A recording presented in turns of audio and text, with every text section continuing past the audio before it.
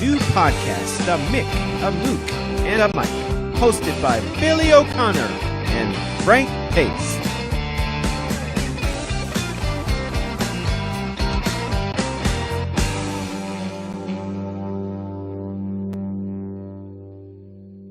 My brother, how are you today, pal? How Good. you doing? How they hanging? Good. How they hanging? They're hanging the same way I left them. It's Saturday, October 10th. We have a great show today. We're going to be talking a little Frank Sinatra. We're going to be talking a little Don Rickles.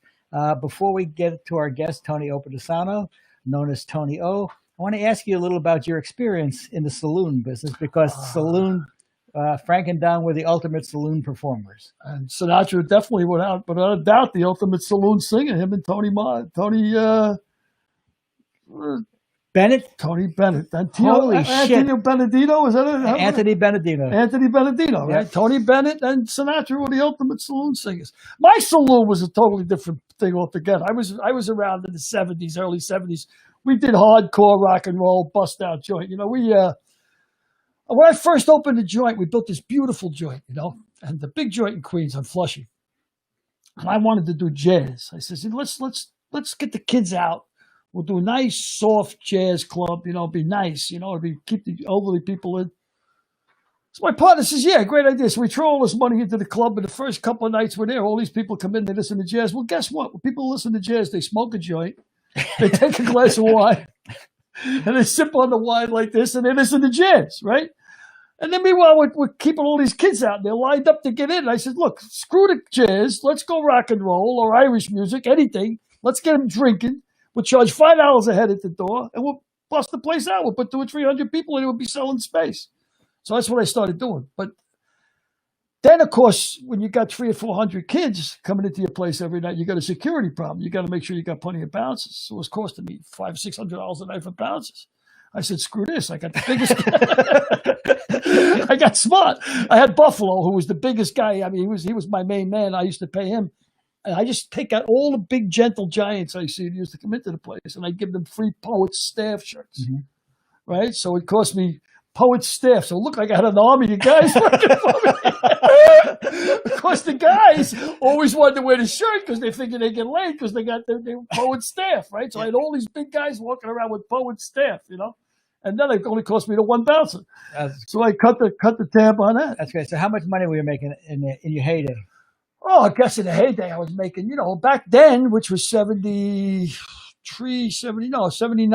80. I was probably making about $4,000 a week, which was big money for a fireman. I was only getting paid $350 every 2 weeks as a fireman. So you're making $4,000 a week?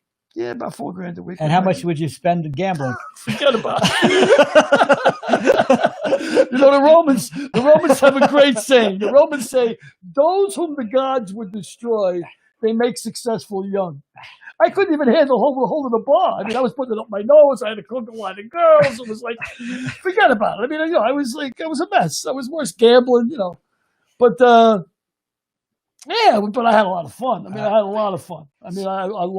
Speaking about a lot of fun, today we're going to have a lot of fun. Oh, man, I can't wait. You know, to me, Tony O #1 is going to be a big kick for me. And I got a million questions I want to ask him because I'm a huge Sinatra fan, always have been, and Rickles, of course. You know, I was a comic, a half-assed comic. So our guest today is Tony Opadesano, which will be the last time I mention his last name because he's always been Tony O to me.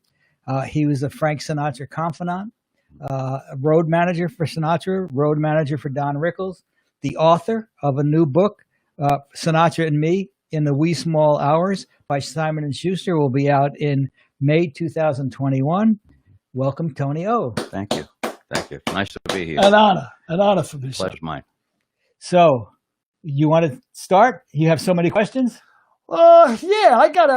Well, you know, I'm as a writer. I mean, Pete Hamill wrote a great book about Sinatra. Mm-hmm. I mean, a great book. Why about Frank Sinatra. Matters. Yeah. Why Frank Sinatra Matters. Right. Yeah. Yeah. And you know, even in journalism school, there was everybody had to read. There was one article in Esquire magazine written about Sinatra, and it was called "Frank Sinatra Has a Cold." Yeah. And it's a classic magazine article. I encourage anybody out there Mhm. who wants to know anything about Sinatra to read that article. It's just a great article. Yeah. But Hamill called him the poet laureate of loneliness, Sinatra. Knowing him individually, was he a lonely guy? I mean, he sang about loneliness. That was his thing, the wee small hours. Well, he hated the nighttime. I mean, he felt more vulnerable at night, and he didn't like to be alone. It came from when he was a kid, because he was an only child, and his father was a fireman, as well as owning a club, and his mother was a ward boss for the Democratic Party in Hoboken. She was also a midwife. Right. And he used to tell me, he says, if the phone would ring, he says, I knew one of them was leaving. And and then when he'd come home from school, even, there was usually nobody home. And he would either go across the hall to this lady, Mrs. Goldberg, or his grandmother's, or he'd go to the club where his father, Marty O'Brien's. And Marty was a pretty good fighter, wasn't he? Yeah. Yeah. Matter of fact, when he started boxing as an amateur, he went by young Marty O'Brien. Yeah. And this is in Hoboken, I guess. Yeah.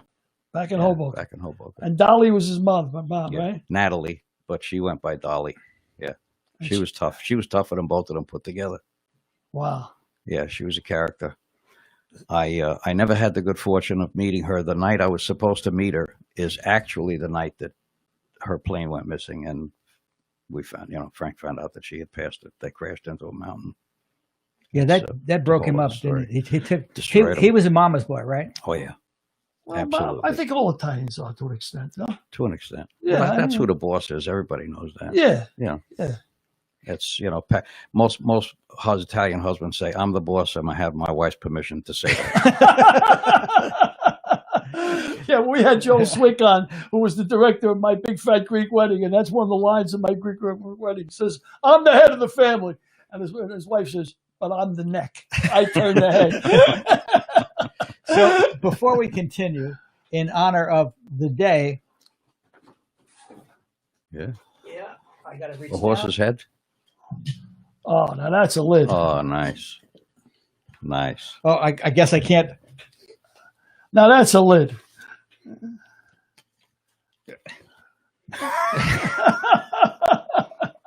Tilt it a little. You look like a priest. Hey, nice. Does that work? Yeah. Do I look a little bit like him? No. No. You got eyes on either side of your nose, just like him. It's uncanny. I'm looking for a buck, Frank. I want to play a number in Brooklyn. Now we can continue. He breaks out the lid, huh? Marty O'Brien's, yeah. So, but it's interesting that Frank hated the nighttime. You say so? Well, that's, is that why he spent most of the time awake during the night? Yeah. Yeah. Yeah. He always felt vulnerable at night because that's why, like, when he grew up and he was calling the shots as best as he could do, every night was almost like New Year's Eve. That's just the way he liked. He liked the roll. He liked the party. Yeah. And there's been so many comments throughout the years. I mean, I've watched 1 million documentaries about Sinatra. I mean, how many guys can you actually say? I mean, an icon. I mean, here's a guy who had a hit in the 30s, the number one hit in the 40s, the 50s, the 60s, the 70s. Who does that? Who has hits in 7 generations? It's crazy. 7 decades. 7 decades. It's crazy. And they even played this song on the moon. Yeah. They land on the moon. It's Fly Me to the Moon. They're playing it. I had the good pleasure of telling Alan Shepard a story about that, because growing up in high school, I was already a fan of Sinatra and Basie and Ella Fitzgerald, and these guys are listening to Mick Jagger and all of that stuff. Sure. I says, come on, for Christ's sake, with that stuff.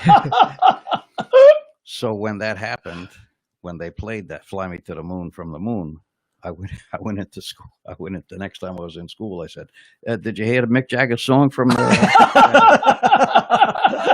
Put me in, coach. I don't smoke. I told Alan Shepard that story because he was a good friend of Frank's. I got to know him too. I says, you guys made me a hero in school. That's great. That's a great story. So where did you grow up, Tony? Brooklyn. I was born and raised in Brooklyn. And we lived on a street called Eldridge Avenue, which is literally the last street in Brooklyn. Across the street was Queens, right down the block from Jamaica Avenue, Franklin K. Lane High School. And then, like most families, when I got out of 6th grade. I went to Catholic school with a buddy of mine, Antonio Iadanza, Who's known as? Tony Danza. Yeah. We went to school from kindergarten to like the 5th grade together.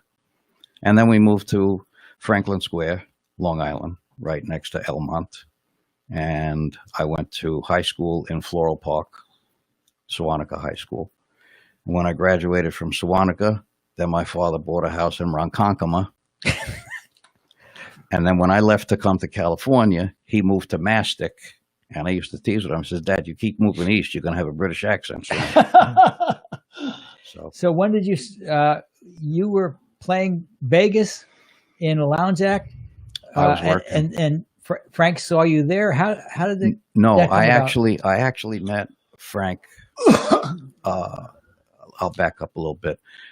As I said, I became a fan of Sinatra's when I was 12, 13 years old. And he did a phenomenal live album called Sinatra at the Sands with Count Basie in 1965. And on that album, he kept talking about Jillies and Jillies and Jillies and Jillies.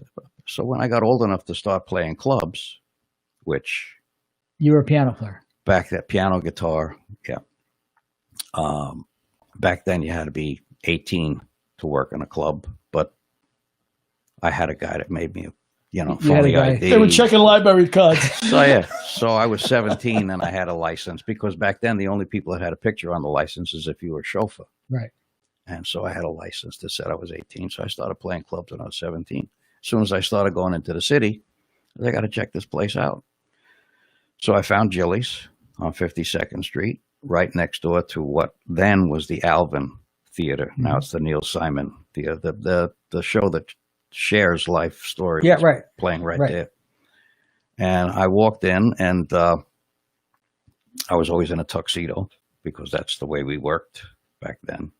And Uncle Frank, who was Jilly's older brother, ran the club when Jilly was off on the road or doing something with Sinatra. And we hit it off because, believe it or not, I started smoking cigar. Back then you could smoke in a bar. And so I was smoking a cigar one day. And Uncle Frank says, geez, that smells good. What is it? I said, the punch. Why? I like this. So we hit it off. You're always in a tuxedo. What do you do? I said, well, I'm an entertainer. I'm a musician. I'm a singer. Really? So you gigging tonight? I said, yeah, that's why I'm in a tuxedo.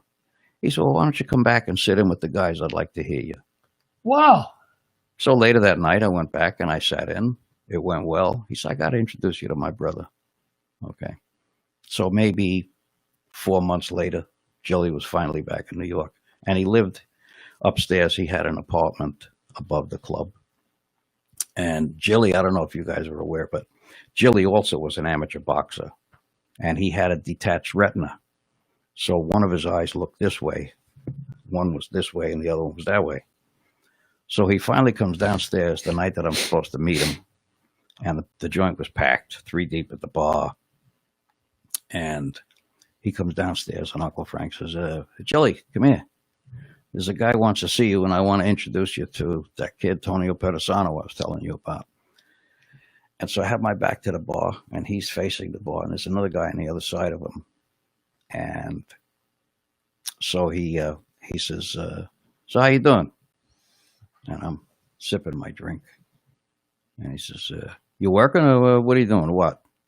And I still didn't say anything to him. So now he smacks me on the shoulder. He says, what are you, deaf or something? I'm talking to you. I says, Jilly, I knew you had a bad eye. I didn't know if you were talking to him or you were talking to me. I'm sorry. I like this kid. He said. So we hit it off, and then he heard me play, and he put me in a rotation. So I started working occasionally at the club, but I used to hang out in there plenty.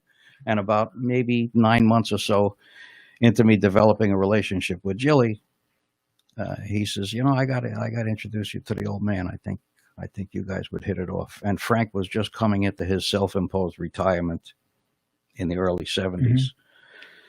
So I literally met him on December 8th, 1972.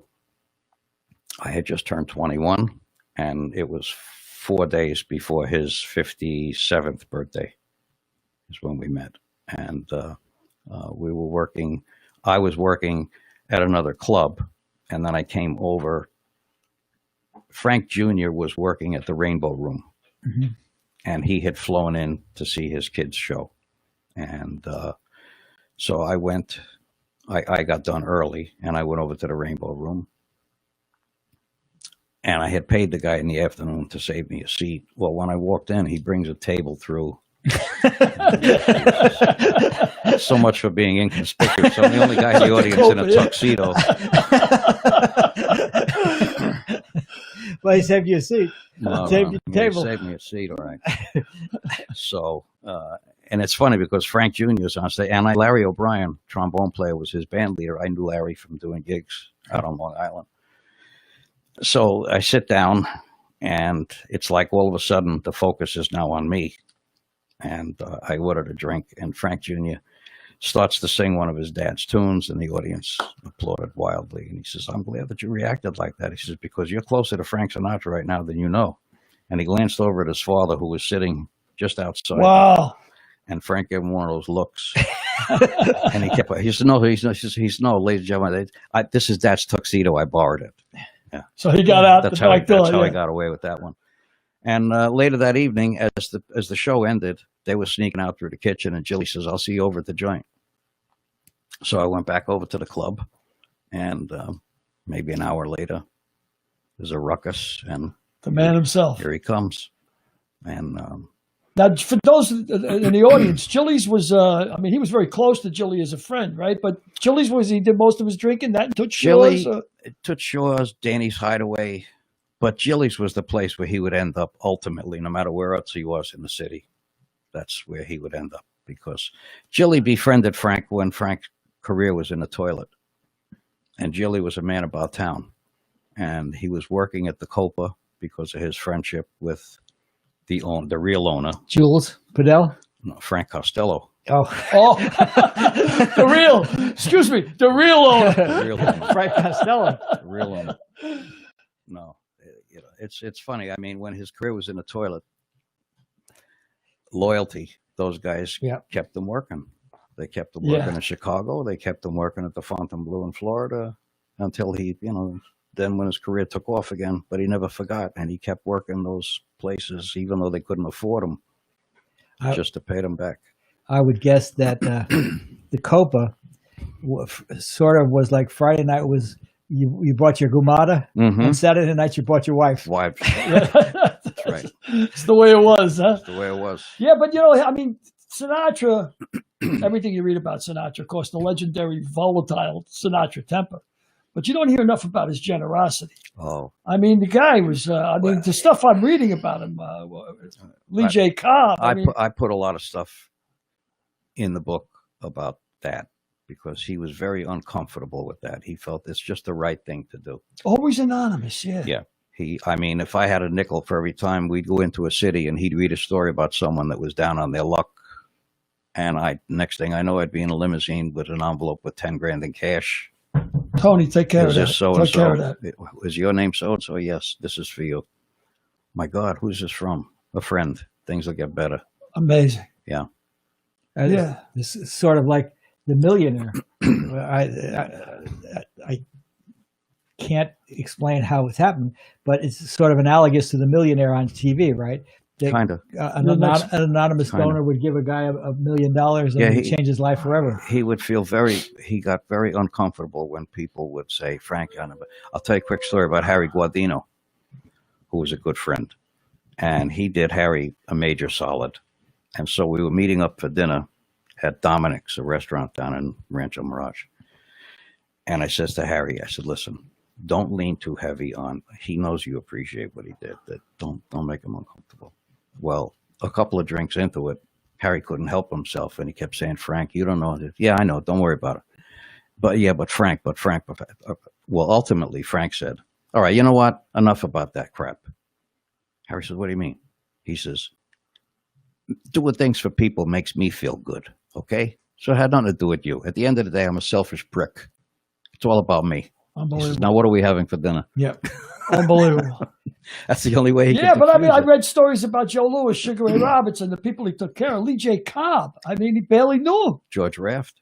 I didn't know about Georgie Raft, yeah? Yeah.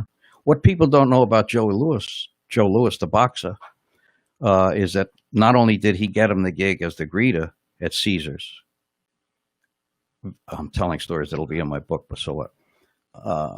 People don't know that he made arrangements through like Cliff Perlman, the guys that were running Caesars, and he paid Joe's salary. Frank did. Oh, wow. So Caesars Wow. wasn't even paying him. He had his business manager, Sonny Golden, How make classy. arrangements. So the check had Caesars on it, but it How classy was is Frank's that? money. Yeah, that's who he was. That's who he So was. when you started working with Frank in the mid '80s, how did that come about? Well, I gave up my performing career in the early 80s. I let my contracts play out. I was on the contract at Harrah's in Lake Tahoe. And I was doing some things at Caesars in Vegas where he was under contract. But the music business had changed completely. It went from the Great American Songbook and jazz and stuff like that to disco. And from disco it went to grunge, and from grunge it went to heavy metal. I recorded half an album with Nelson Riddle Wow. in the hopes of getting a recording contract, but in 1982 you couldn't give it away. Mm-hmm. And so I said, you know what? I don't want to end up being some 40-year-old man going bald, working in a lounge in Las Vegas with some broad with a tambourine. Forget it. No. So I shifted my sights and started producing television and loosely managing people.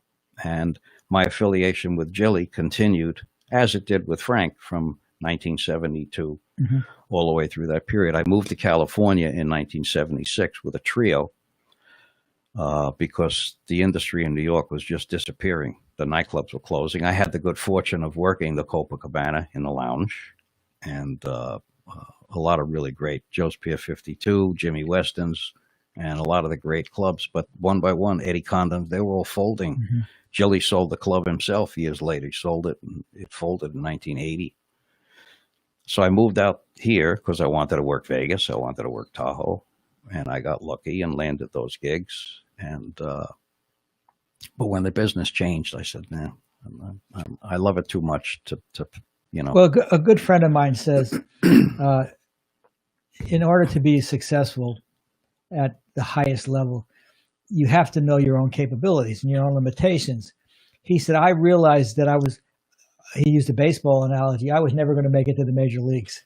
At best, I would be a AAA player. Mm-hmm. And a AAA player I didn't want to be at 40.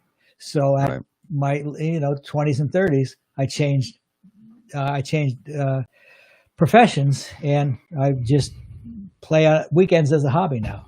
But that's a very astute thing that you did. Well, I mean, actually, the reason Frank walked away, and we discussed this in later years, and it was part of what made us click, was that he wasn't sure that he was relevant to my generation. And so he figured, let me take a breather and figure things out. And between me bringing all my friends around who were in the industry, singers, musicians, thrilled in being in his company, that coupled with boatloads of mail, then he realized, well, maybe I still have something to offer. Yeah. And that's when he decided to come back out of retirement in like a little over a year after I met him. So what does a manager do on the road? What would you do for Frank on a daily basis? It was more about just looking out for him, company, and negotiating deals that's all a part of it, obviously. But it wasn't very hard to be involved business-wise with Frank, because it's not like I had to make a lot of calls to see if they want to. Anybody ever hear of this guy? Yeah. I got this young kid that needs a break. Yeah. So, and it was just more about the camaraderie, more about just being there, like with Jilly. Well, speaking of camaraderie, how'd you two guys get together? How'd you guys meet? Me? Yeah. How'd you two guys meet? Well, wasn't a hat, was it, Frank? No, it wasn't a hat, but a hat would have been a shortcut if I had known. Frankie I had known. Frankie the Hat. Frankie the Hat. Tony and I were working together. I met Tony on a show I did with Don Rickles called Daddy Dearest. And Tony was Don's road manager. At the same time, he was Frank's road manager. And we got to work together then. But the first time I talked to Tony, I was with Jane Milmore and Billy Van Zandt, who were the executive producers of the show. And they said, call Tony O in Vegas. He'll get you tickets to the show because I want you to see Don's act before you talk to him. So I said, well, what's his last name? She said, you won't need his last name. So just called Caesar's Palace or the Sands or wherever else they were playing and asked for Tonio. So I dutifully dialed Tonio, and then the receptionist doesn't know who he is. I said, you must know who he is. I was told to ask for Tonio. She said, I'm sorry, sir, I don't know who he is. I said, can I speak to your supervisor, sir? And so she put the supervisor on. She said, yes, sir, may I help you? I said, Tonio, please. Coming up, sir, in a second. And then Tonio came on the phone. And we ultimately got along terrifically. Till now. Hey, you can't have everything. Can't have everything. And we ultimately got to a point that we wanted to have Frank Sinatra on the show. So Tony and I had to work out the details for that. Derek, do you have Tonio's Frank Sinatra performance on Daddy Dearest? Well, I know I can talk until this thing is up, but I called you that morning and 16 times. 16 times. Is he up yet? What's he wearing? I can't imagine asking you, Here what's it he is. wearing? So it's coming, I think. But I called Tony. We had to do a lot of negotiation. Okay, Frank, we're finished.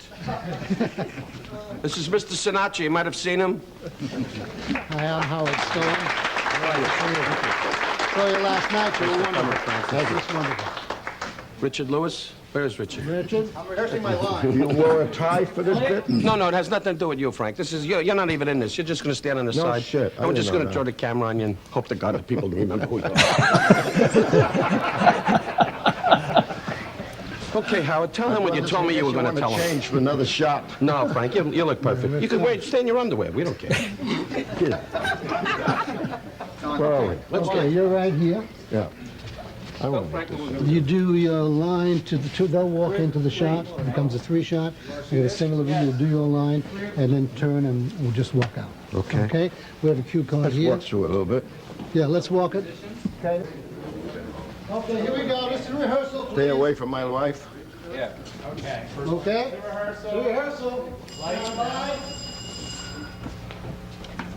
Can you see these two? Yes, I can. Okay. And background. Hey, now that's an attractive woman. No, not again. It can't hurt to talk to Hey, her. meathead. You better stay away from my wife.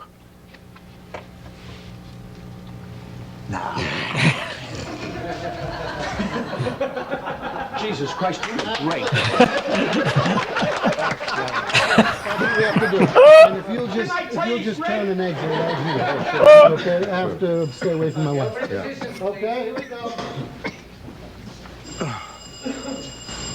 Jesus, what you do for your friends. All this hard work, all the time. We all set? Stand by and background. Hey, now that's an attractive woman. No, not again. It can't hurt to talk to her. Hey, meathead. Stay away from my wife.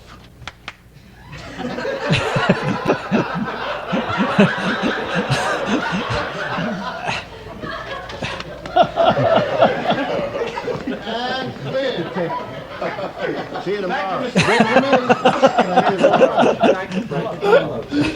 We got it. Listen, if this doesn't stay in line, call me. I'll come We back. got it. We're going to take one picture. No, we can't take Richard, a where are you? He has got a bullet head. Get in the middle. Get in the middle, Frank. You know, I would have put my jacket on. No, you look great. That's it. Okay. Really, I want to let me see my jacket. This will go in Atlanta at the prison.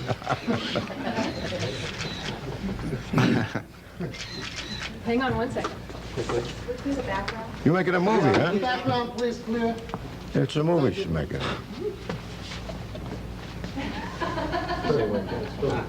I am ready. Well, yeah. I'd say shoot. Shoot! I got it. Thank you. Thank you. Once again, Mr. Sinatra.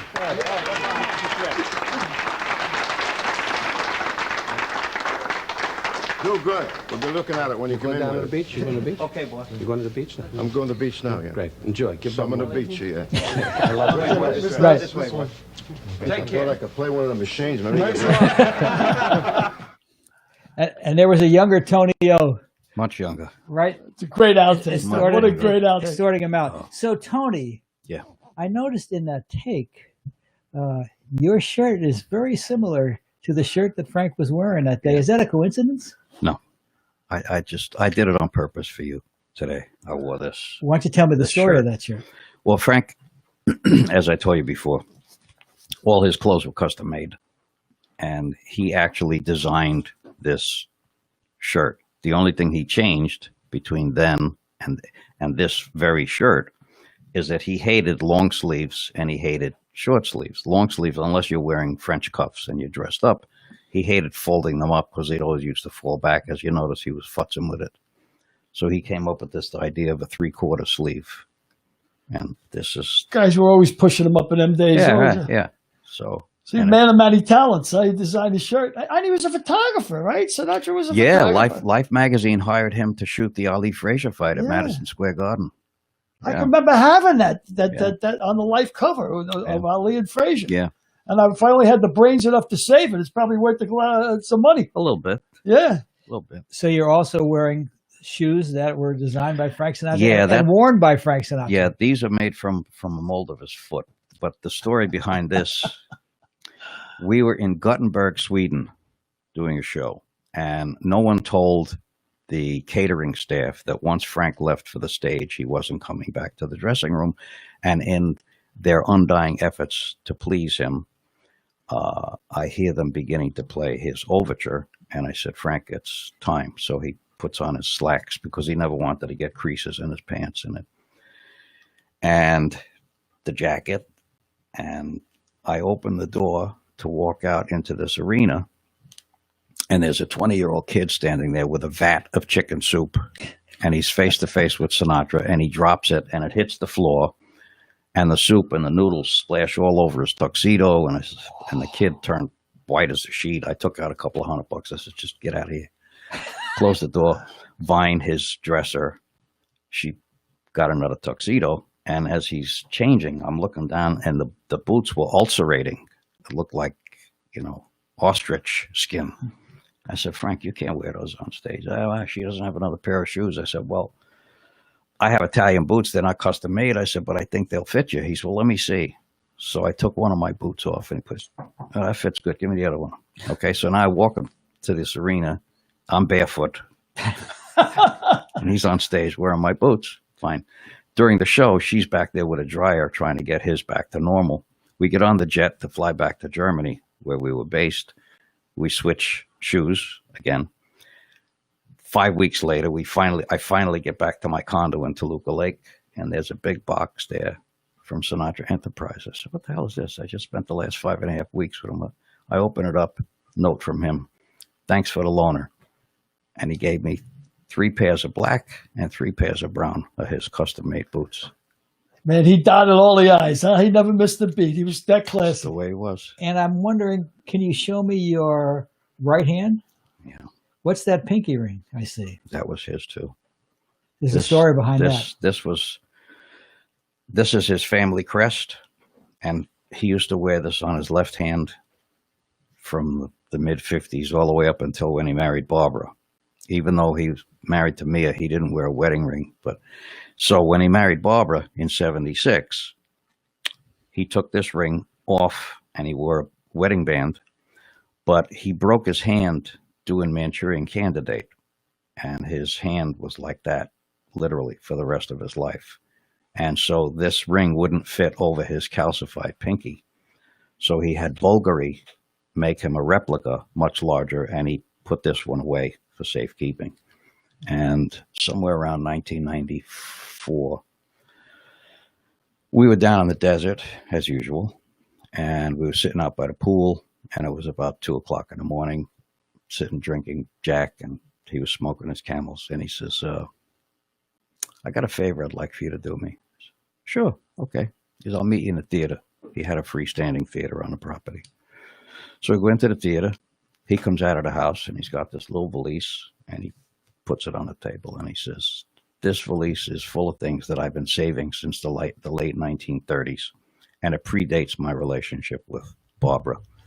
He says, and when the time is right, I want this stuff to go to my blood, to my children and Nancy Sr. He said, I don't want the stuff, the contents of this bag, to become a tug of war between Barbara and my kids.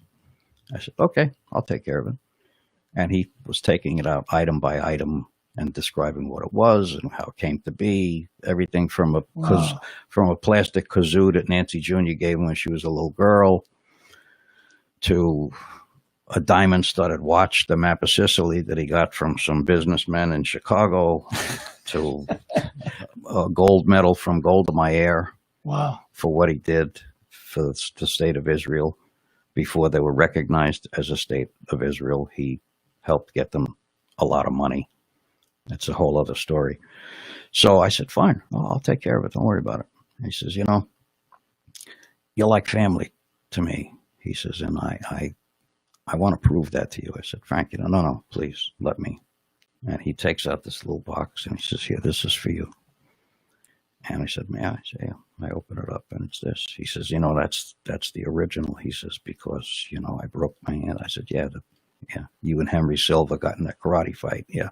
Right. Yeah. Wow. So I suppose I could tell the rest of the story. Yes, please. Oh, please do. Tell a great story. So he started getting emotional. And I'm thinking, Maron, okay, if he starts to lose it, I'm going to lose it. It's not going to be pretty. So I said, can I? He says, yeah, it's yours. I took the ring out of the box. And I said, so let me get this right. This was on your hand through Lauren Bacall, Julia Prowse, Victoria Principal, Mia Farrow, and this whole litany of names. And he says, yeah, why? And I went, he says, you crazy bastard. I said, hey, I made you laugh. Hey, McGon, the whole works. Now, the payoff, which I don't think I ever told you, about 3 days later, I finally went back to my condo in Toluca Lake. And I got a safe deposit box for that stuff, and I put it away. And I go to check my mail, another package from this one, though, was addressed from the house down in Rancho Mirage. And I'm saying, like, what the hell is this? I just left them. What the hell is this?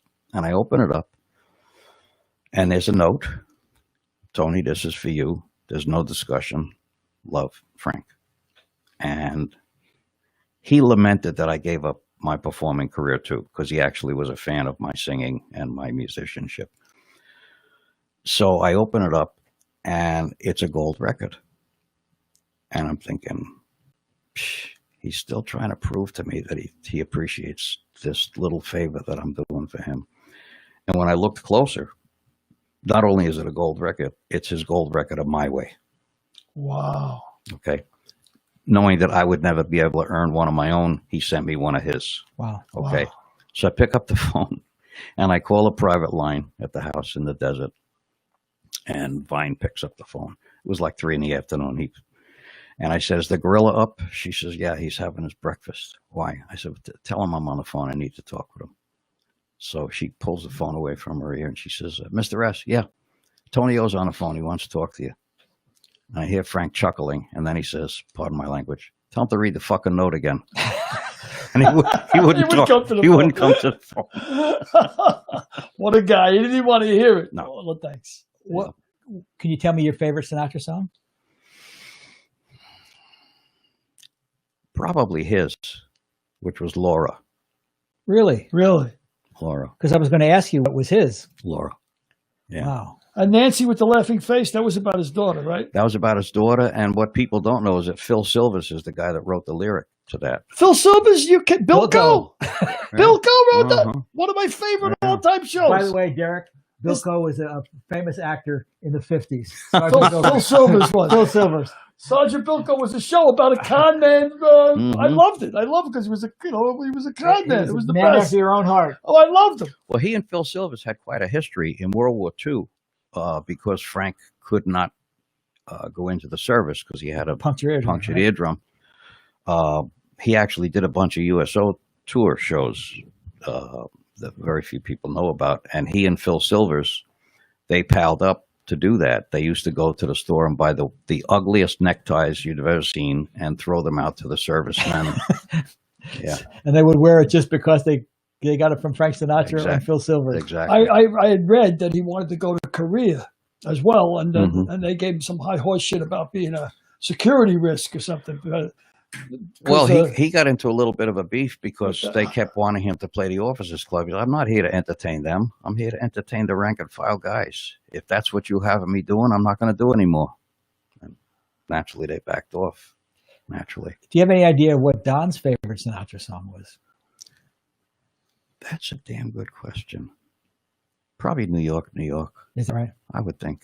I've got you under my skin has always been mine. That was always that arrangement is you're an artist. I mean, so I mean that to me always blew me away. Yeah. So let's talk about Don. Both of you guys are friends with Don. I mean, I want to hear something about Don. Why don't you tell me your favorite Don story? Well, I met Don. I was under contract at Harrah's in Lake Tahoe, and he, as he liked to say, was working the big room. The big room? Yeah. You even got his look. You got that's even Rickles' look. With this young new group called Sister Sledge. Right. And that year he also had a young Patti LaBelle opening for him. And on my night off, I went in to see the show. I was sitting at the entertainer's table. And Holmes Hendrickson, who ran Harrah's, in Don's show, towards the end of the show, he used to ask his conductor, he'd hand him a piece of paper, and he'd introduce different people in the audience. And I guess they asked him to introduce me because I was under contract there, and I was there 4 months out of the year, and so they were trying to help me too. And he's looking down, he says, Tony, and we have a guy in the audience tonight. Tony, hop in the sauna. What the hell? Where the hell are you? Hop in the sauna. And he says, stand up. Where are you? And I stood up. I said, I'm right here, Mr. Rickles. How do you pronounce that name? I said, it's O Pedisano. He says, is that Italian? I said, Sicilian. And he dropped the microphone. And the band used to do the same thing. And he'd turn around and say, Simon Says, and they put their hands down.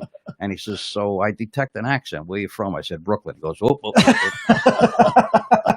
So after the show, I went back to talk with him a little bit. And at that point, Frank and I had been friends by way of Jilly for 8 years. And again, we immediately clicked.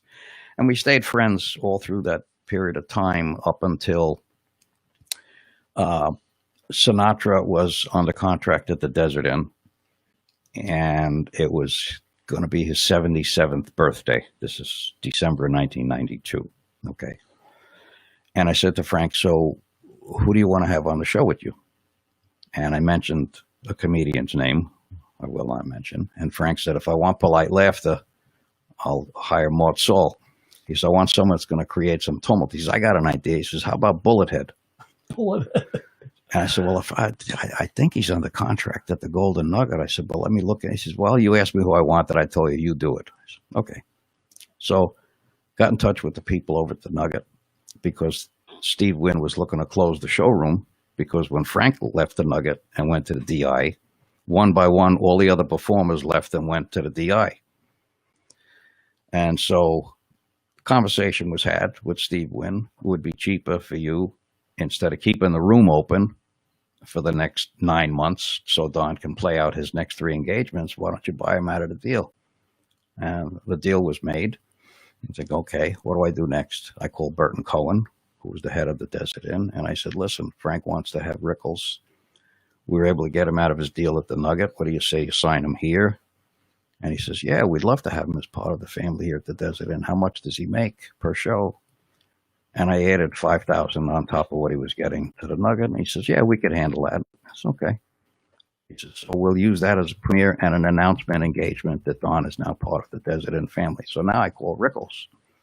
His manager, Joe Scandori, had just passed away. He had no manager at all, Don. And I said, listen, I want to talk to you about something. Yeah, well, what?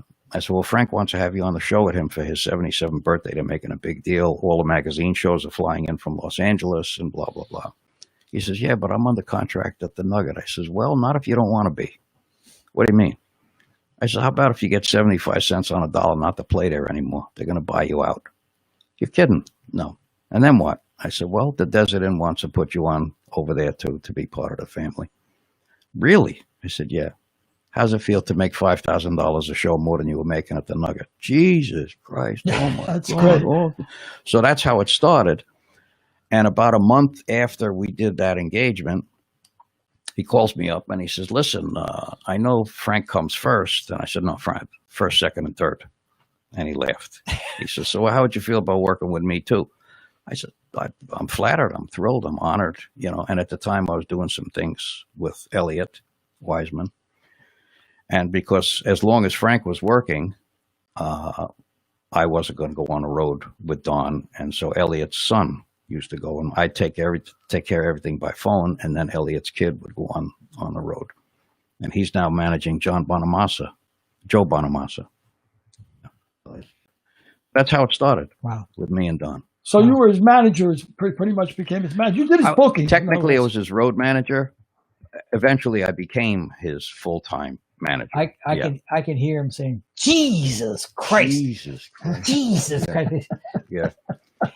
My favorite Don story was when we were in Atlantic City. It's going back to him introducing people. And I was with Rod Carew, so I called Tony to get some tickets. And I've told the story before. But I called Tony to get some tickets. He said, sure, come on over. So at the end of the show, Don gets the note, and he says, ladies and gentlemen, we are thrilled to have an American hero here tonight. Baseball Hall of Famer, 3,000 hits, 7 batting titles. I'm proud to have our guest, Mr. Rod Carew. Rod, please stand up. Rod stands up. He takes a hero's wave. He's adulated. And he said, and he's here with Frank Pace, who's a fag from the FBI. Now, that doesn't mean anything at all. Those words mean nothing. That's Don. But everybody laughs That's to this Don. day. The delivery. It don't matter what he's saying. So I'll tell you, one of my favorite things that went on when I've got 100 of them, but the last year or so of Frank's performing life, I was able to put Don on the show, sharing the bill with him, although Don would only do like a half hour instead of an hour and 20 minutes. And so we left Palm Springs and we flew to St. Louis. We opened the Kiel Center in St. Louis. Right after the show, back on the jet, fly to Chicago in anticipation of opening the United Center in Chicago. And so we check into the Ambassador East Hotel, where Frank liked to stay, and we're downstairs in the pump room having dinner. And it looked like, again, it looked like the Last Supper, okay? And I'm on one side of Frank, and Barbara Sinatra's on the other side, and across the table is Rickles and Barbara Rickles, and then people on either side of the table. And so Frank orders a minute steak, and the waiter brings him a minute steak with a side dish with some French fries, and he brings him a brand new bottle of ketchup. And so Frank opens the ketchup, and nothing's coming out. So I said, Frank, if you stick the knife in it, I got this, Tony. So now he slams the bottle on the table like this. Still nothing's coming out. Now he's hitting the end of the bottle like this.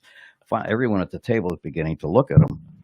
And so very casually, he takes the bottle and he throws it over his shoulder, and it hits the wall behind him, and the ketchup is running down. And now everyone at the table is thinking, oh, shit, he's in a pissed off mood. And I nudged Don onto the table, and I went like this. And Don says, Frank, yeah, what? He says, can you pass the ketchup? Never missed a beat. That's huh? him. That's Rickles, huh? Right there. Nope. I heard that that Rickles had met Sinatra because of his mother. Rickles' mother's name was Edna, is that right? Etta. Etta. Etta went to And Dolly. Etta went to Dolly and Yeah. said, "My kid is playing out in Vegas." Yeah. And he said, "Would you stop by?" And She went to the Fontainebleau. Frank was Miami. working and Dolly was there, and she went up, can you help my boy? And you got it, Etta. And he and Jilly went into a club called Murray Franklin's, which was in Miami, which is where Don was working. A little tiny joint, maybe seated 100 people, like he used to say in Rockin' Chairs. He says that was their gimmick. He says, and one night, out of the blue, in walks Sinatra with Jilly and all his rocket scientist friends, Vito Bombats, and Rickles did typical Rickles, and he said, "Oh my God, ladies and gentlemen, look who's here!" And the people turned and they look, and Rickles says, "Frank, be yourself. Stand up and hit somebody." What a great line. That's just a great line. And Frank laughed, and everybody else laughed. You hope Frank laughs. Yeah, that's what Rickles used to say. Because otherwise, I'd be in a hook in New Jersey. But one of my personal stories about Don, and you know this story, I actually was privileged to be the, for lack of another term, the MC at Don's memorial service in 2017 when he passed. And Don used to say that laughter is the best disinfectant to even the most sensitive problems. And that was his attitude. That was his point of view. By the way, Frank, Don, for all of his acerbiveness on stage, was the nicest man Oh, he was, I've ever met. to quote Sinatra, Rickles was a bar of chocolate. Yeah. Wow. And he used to do a thing with Frank.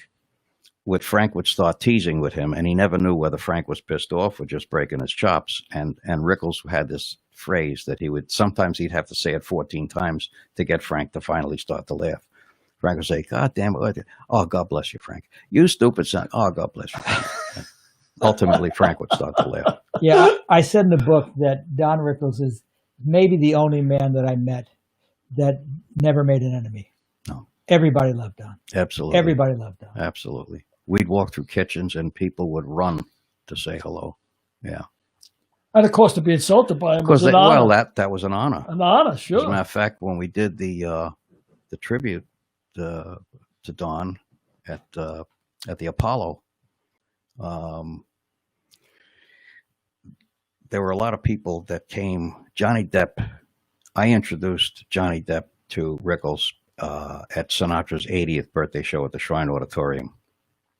And so now we're at the Apollo doing this honoring Rickles. And he says, we met backstage at the Shrine Auditorium on Sinatra's 80th birthday. He says, and I was absolutely crushed. He said, because Don was very nice and polite to me. And I think, oh my God, he hates me. He must think I'm a terrible actor. So he says, I went to therapy. So later on in the evening, Depp goes out and he's sitting in the house. And ultimately, as always, the show ends up with Rickles doing what he did.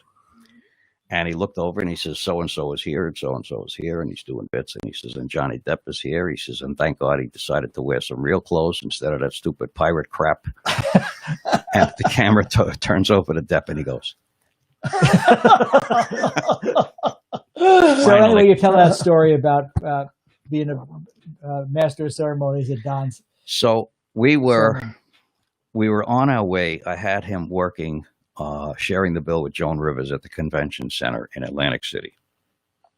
And in 1992, after Jilly got killed in a car crash, I had a lot of pressure on me. I'm the one who had to break the news to Frank and settle his estate, and I ended up with Bell's palsy. And thankfully, within a week, it went away. So now, cut to, this is around 2010, and we're flying. I'm on a plane with Rickles to go to Atlantic City, and I'm feeling this twitching on the side of my face. I said, oh, no, not again. Jesus Christ. I didn't say anything to him. So we get to the hotel. I get him settled. The next day, I wake up, and it's in full bloom. I don't know if you've ever seen someone with Bell's palsy. it's like your face is made out of wax and you got a little too close to a flame, and it's just like this. Yeah. So I go to the venue and I put the show together, rehearse the band, rehearse all the bits. Everything's great. I go back, change, knock on the hotel room door, and Dawn opens the door and I'm standing there like this. Not a word about me. How's the band? How's the house? How's the dressing room? Blah, blah, blah. Great. Okay. We go over, we do the show. Fantastic. Now we're in the dressing room after the show having some booze, Joan Rivers and some casino executives. And about 15 minutes into this, Rickles says, well, I guess it falls to me to address the elephant in the room. So people are going, oh, geez, what's it going to do to Tony? Jesus Christ. He says, you know, Tony, you're in a room full of people who love, admire, and respect you. He says, however, we took a vote and the results are unanimous, and I guess it falls to me to tell you that we who all love and respect you feel that you're too short to play the lead in Phantom of the Opera. You're right. Humor diffuses That any was Rickles. situation. But it does. It diffuses any situation, doesn't it? Absolutely. No matter how bad it is. Doesn't, you know, I can listen to you talk forever. I mean, Thank you, not so much because of the stories, which are great, but the way you tell the stories. Oh, thank you. Yeah, you really could. You could spill the yarn, man. Appreciate that. Really good stuff. I mean, I could listen to it forever.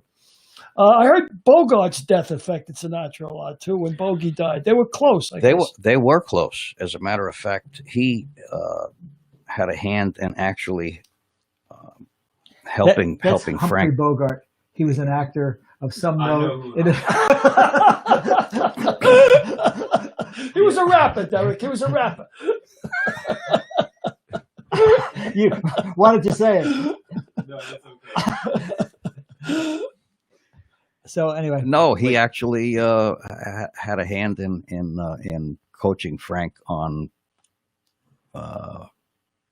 men's haberdashery and style and how to dress and all of that stuff. Frank looked up to him. He looked up to him a lot. And then he had also, you know, he looked up to Lauren Bacall, or Lauren Bacala, as he used to Lauren say. Bacala. well, Bogart was a man's man. Absolutely. I could see why Frank would look up to him growing up as Frank did. Mm-hmm. Yeah, He for would sure. he'd be one of those people Class. that class and put him on a pedestal. When Frank was on an even pedestal with him, the stuff that goes on in your formative years stays with you for the rest of your life. Sure. You know, I had watched the documentary on Sinatra. It's on, I think, well, your show is going to be on Amazon as well, right? Yeah, the one I did, I got a call from a Can guy. you hold that up for us? I got a call from this guy, Simon Napier Bell, who's a respected documentarian in London, in the UK. He's also a rock and roll manager. And he said, listen, I want to do a documentary celebrating Sinatra's 100th birthday. He says, but I don't have a big budget, and I was wondering if maybe you could help me. And he says, and I also would like to have you on camera for a little bit. Well, along with Alice Cooper and Sir Tim Rice, I'm on camera like 35% of the time. It's very, very flattering. And I'm named as one of the producers on it. It was on Netflix for about 3 years. And recently, it's now on Amazon Prime. So it's going to be on Amazon now. Our viewers Amazon can Prime. check it out on Amazon Prime. What's the name of it? It's called Sinatra, to be frank. To be frank. Yeah. Sinatra to be frank. Sinatra at 100. Well, I had watched the documentary on Sinatra, you know, to prepare myself for the interview with you, of course. And one of the things that kind of shocked me was that everybody who's read The Godfather is under the impression that From Here to Eternity came back because the mob got him the part because of the horse's head and all that. No. And in the documentary, it said that Ava Gardner pretty much was responsible for him getting that bit. Here's the deal with that, and that's what part of the catalyst to get me to write the book. Nancy Sinatra Sr. started hitting me over the head to write a book way back in 1993. She said, you know, you guys are joined at the hip. You've been friends for so long, and then especially, you know, with Jilly, it was like the three of you, and you know stuff about Frank that a lot of people don't know. And ultimately, he and I would have talks about this and that and the things in his career, and he would tell me the true story behind some of the things that had been romanticized and perpetuated. And I said, well, Frank, why didn't you ever tell the true story about how that came to be?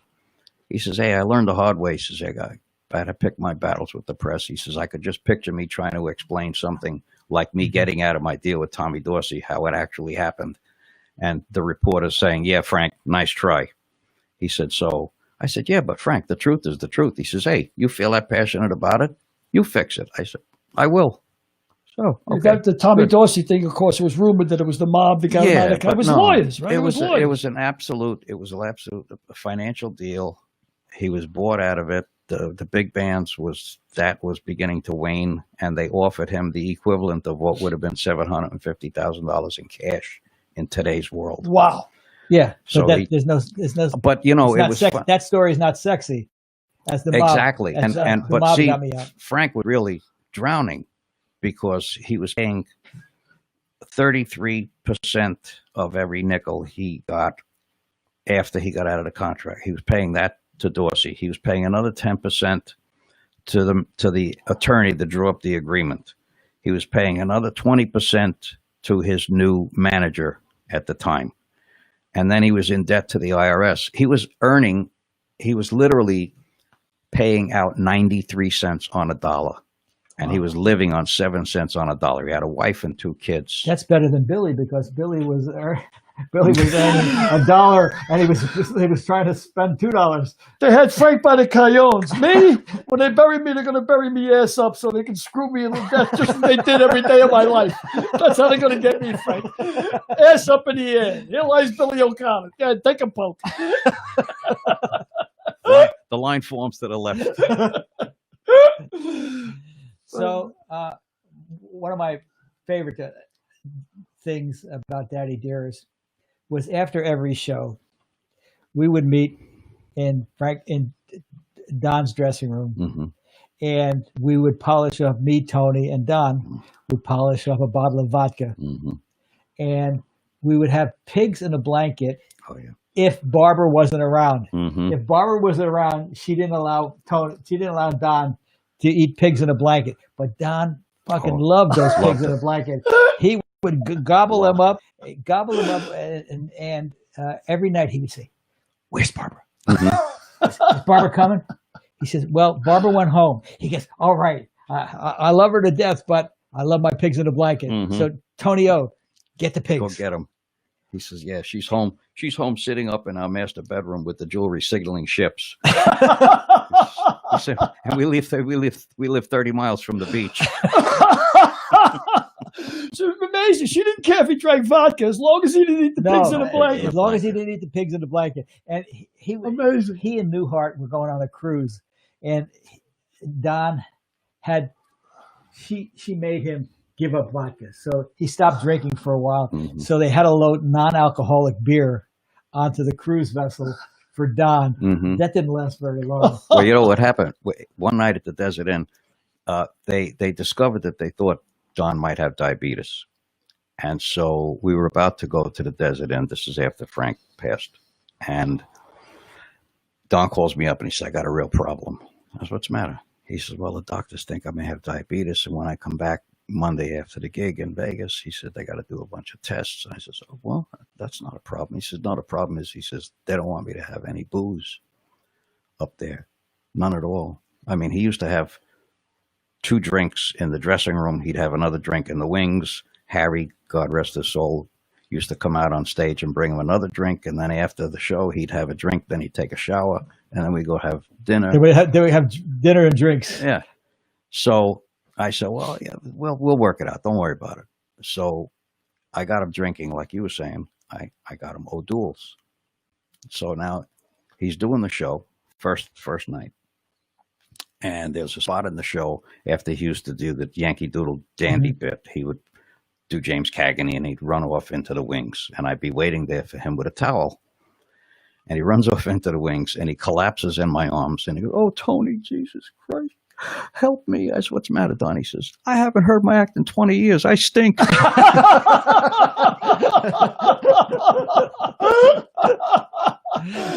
pretty funny. That's a great line. That's pretty funny. So Sinatra was a well-known drinker of Jack Daniels, but not quite as well-known as we may have affected, because I think Tony was doctoring his drinks, weren't you?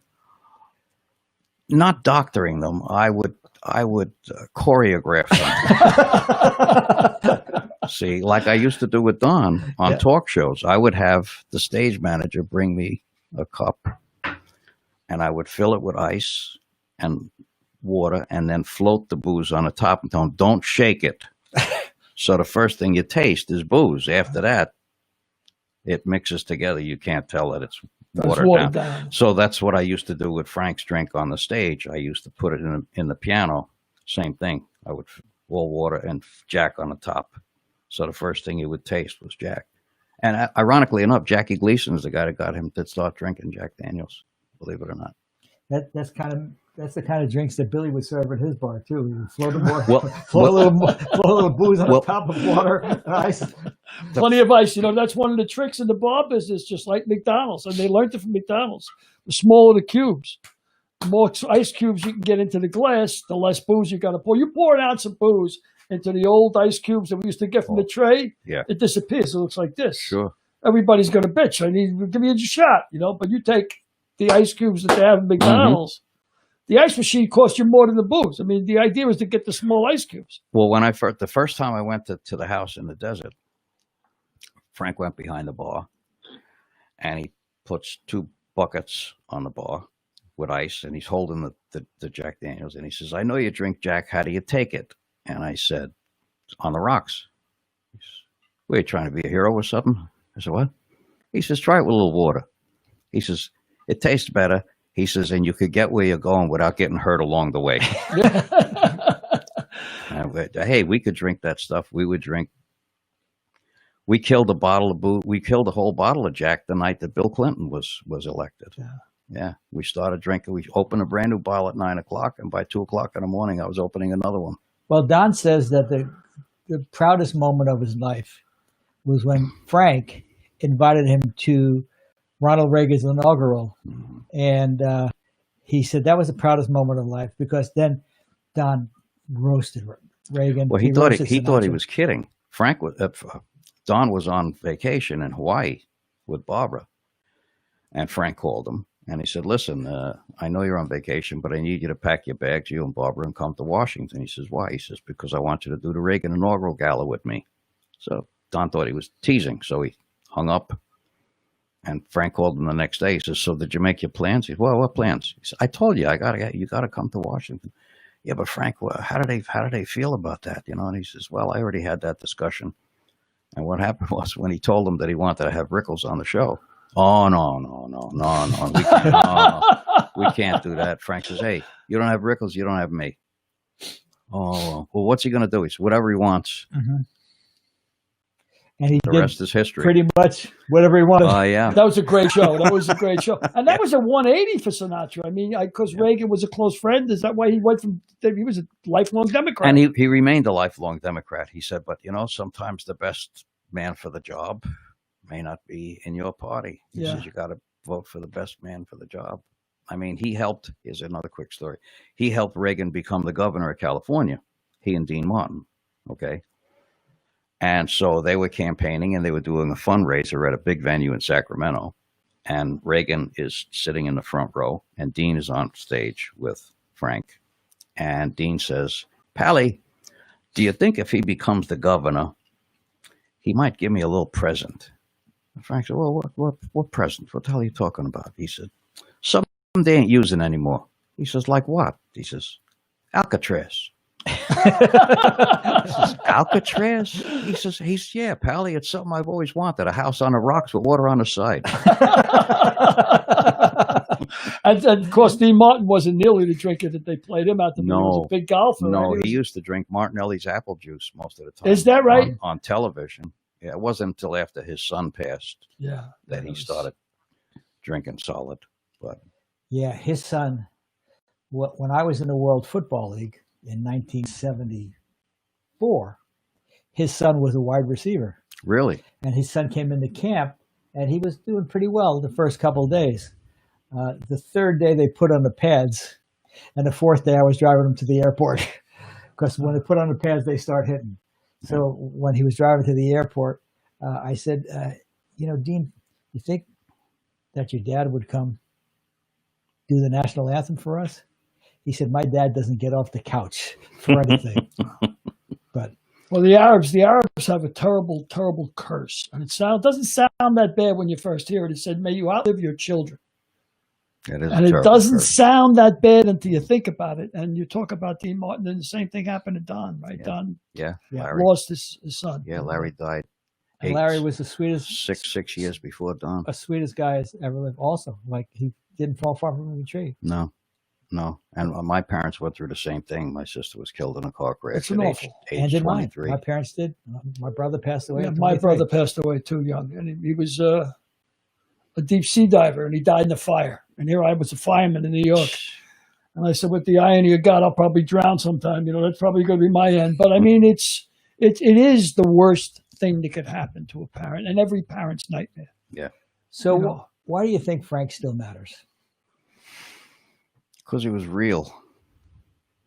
He How was so? real, and he patterned how he performed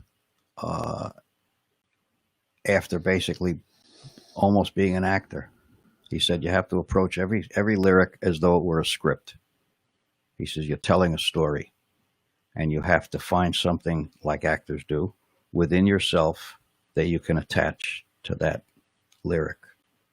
And so he's believable. And, he used to tease about there's an album that he did called Only the Lonely. And the album cover itself won a Grammy. It's Frank, like a half a face of Pagliacci as a clown. Mm-hmm. And he used to say that album should be available by prescription only. But he says you sit there and you listen to the trouble this guy is going through, and you figure, hey, if we hung our problems out on a clothesline 99 times, I'll pick mine back after listening to this. Yeah. So, Tony, we're getting short on time. Why don't you tell me and Billy one more funny Sinatra story, one more funny Rickles story? Jeez, that's a beauty. You call me flat-footed. He come from the poet laureate of loneliness to tell me a funny story. Yeah. Well, I'll tell you a story about Frank that again involves Dean. The very last time we had dinner together was at Da Vinci's in Beverly Hills, which is not even there anymore. It's closed. So it was Sinatra and myself and Dean and his manager, Mort Viner. And at this point in time, Dean was a little bit frail. He's still very with it, but he spoke very softly, and he fell into that habit like a lot of older people do. What'd you say? Excuse me. And Frank was wearing a hearing aid at this point. If he chose to wear it, you couldn't tell him. This particular night, he had the hearing aid in. And so we're sitting there, and Dean would start to tell a story. And 15 minutes later, Frank would finish the story. And then 20 minutes later, Frank would start to tell the same story, and Dean would finish the story. But all through this, Dean kept saying, "What'd you say, Pally? What would you say?" And it was beginning to annoy Frank. So he said, "For crying out loud, why don't you go to a doctor?" I said, "Get a hearing aid. For crying out loud, that's ridiculous." What'd you say? So Frank leaned across the table, and he grabbed Dean by the shirt, and he took his hearing aid out, and he stuck it in Dean's ear. And he turned it up so the point was beginning to squeal. So Mort leaned over and turned it down a little bit. Frank waited a long minute and very quietly said, "Now, isn't that better?" And Dean says, "Who the hell are you yelling at?" That's a great story. Two constant performance. Two of the best ever. Two of the best ever. Well, Tony, thanks so much. Unless Billy's got some more questions. The only thing I got is nothing but praise, man. I had a ball. We've done a lot of these now, Pleasure was mine. over a dozen, and I had Thank a you. ball. I can listen to you forever. And I'm going to be enthralled and waiting to see the book. I want to see the book, and I want to see that documentary as well. Thank you. Appreciate it. With that, we'll say good night to Tony. It's a pleasure having you. Thank you for asking. You're always a close friend. Always will been. be. And always will be. You're stuck with me. All right, good. Thank God. Thank you, Frank. Thank you, Billy. Thank you, Tony. Thank very you, much. Derek. Appreciate it. So, Derek, now Pleasure. we have to. We have one other piece of business. Our picks. Oh, you're going to skewer me for my two losses last week, huh? I wasn't going to mention it. Far be it from me to mention that you had 2 picks last week, and they both went in the toilet. but you're still 3 out of 5. Yeah, I know. But So here's the deal. you're hitting 60%. Of course, me putting no time into it whatsoever. I'm 67% because even though I lost last week, that freaking Nick Fowles, he's lost 1 fucking game, and he had to lose the week I picked him. So let's get to our picks. Who you like this week? And I'm going to bet you did not give Derek his list. No, I did not give Derek his list. You're absolutely right. But I can pull up a list quickly. No, just pick one out. Well, I know my game. Yeah. Okay, well, so look, I'm 3-2. But wait a second. I got an explanation here. I said from the jump, nobody beats the bookies. Yeah. 10% is 10%. So that's it. So that's why you were wrong? That's why you picked the loser? No, hey, my loser was, it looked good. But it's not like grenades. It's not like grenades. They don't pay you for being close. Yeah. It's not like that. But this week, I like, as you notice, I only pick underdogs, right? So I've had 5 underdogs, 3-2. This week, I like the Rams. I like the Rams. They're a 7.5-point underdog. And I'm sorry, the Rams are a 7.5-point favorite. I like the dog. I like the Washington Redskins at home. I can't see why the line went down. It opened at 7.5, went down to 7. That don't make any sense to me. So I'm going to go with the bookies, and I'm going to take the Washington Redskins +7. Okay. So now Derek or Billy or somebody's got to give me a game. Well, I have the games. I don't have the. Well, just pick one. Texans and the Jaguars. Texans and the Jaguars. Okay. Where are they playing, and what's the point spread? Texas is 1, I think. Okay, Texas is 1. Whatever it is, I'm going to take the Texans and the points. You're going to give the point. I think it's Texas -1, right? Yeah, I think I'm so. told off the top of my head, Oh, okay. I can't. Okay, I think they're playing in Jacksonville. Texans just fired Bill O'Brien. They got a new coach. They're going to like him. -1. Texas -1. Yeah, I'm going to take the Texans -1. So you know twice as much about this as me. You know the coach's name. You know everything. I don't pay any attention to it. I just look at the numbers. That's all I know. And apparently we both know the same thing because we're the same. No. You know less than me because you're all right. You're trailing me. But I got to tell you, I thought last week's game, the Miami game over Seattle. Seattle was the game went from 7 all the way down to 6.5. I said, you know what? I said this is rehearsed. This is going to fall just the way it. When they pull within 2, with about 4 minutes to go, I said Miami's within 2, and then Seattle went right down. So they're up 9. I said, look at this. This is perfect. I said, what they're going to do is they're going to kick a field goal because they need 2 scores, and they're going to win by 6, and everybody's going to get screwed by the hook, which I've been screwed by 1,000,000 times. So I thought it was. And when they bury you upside down, you get screwed by the hook again. Screwed again, just like I have every day of my life. My partner. So with that, thanks for bringing Tony O on today. I tell you, he was the best. Man. It was great. It was great. So next week, our guest will be Molly Ann Brasigliano. The queen. Do you know anybody Irish? You don't know anybody Irish? What is it? The queen of sports collectibles. Wow. So this is a world I know nothing about. I understand it's like $1 billion industry. It's a $1 billion industry. She's a great lady. She's put a lot of money in Rod's pocket. She will continue to put a lot of money in Rod's pocket. That's one of the reasons she's doing the show. She's a very interesting. 10% is 10%. She's a very interesting person, and she'll be a great guest. Well, it's a whole new world for me. I don't know anything about collectibles, Yeah, it'll be great. Yeah. So cool. I hope to see you next week, right side up. Yeah. Because if you're upside down, you're going to come by and put a poke in there, or you're just going to let it go? I know you're taking it in the yes. All right. Thank you very much for tuning in. It's a Mick, a Mook, and a Mike. You guys are the best. Wait. What? Do we want to do a presidential poll and have Derek put up who you're going to vote for, Trump or Biden? No, we're not going to get political. Not going to get political. I thought. You mean on the webpage? Oh, on the webpage, you put yes or no underneath. Yeah, or but no comments. Yeah, I'll put up a poll on Facebook.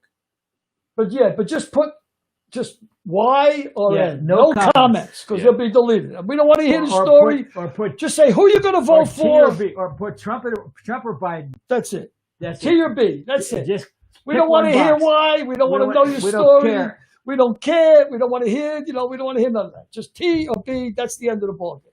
Okay, and that's the end of this ball game. Good night, folks. Good night, folks. Say good night wherever you are. What's that? Mrs. Calabash.